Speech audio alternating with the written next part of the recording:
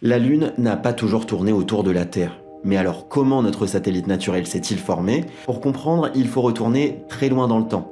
L'histoire de notre système solaire commence il y a environ 4567 milliards d'années. À cette époque, des poussières, des gaz et des débris de glace tournaient autour du jeune Soleil. En s'agglutinant, ces matériaux ont peu à peu formé de petits corps qui ont continué à grossir pour devenir des planètes. À force de tourner autour du Soleil, certaines de ces nouvelles planètes seraient entrées en collision.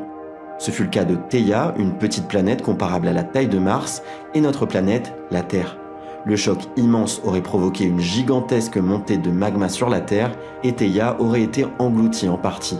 En refroidissant, la réorganisation chimique aurait peu à peu donné naissance au manteau terrestre et aux océans.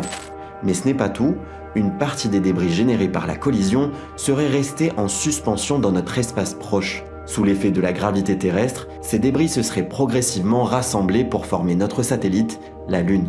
D'autres théories existent, mais cette hypothèse est celle privilégiée par les chercheurs depuis le retour et l'analyse des échantillons lunaires de la mission Apollo 11 en 1969.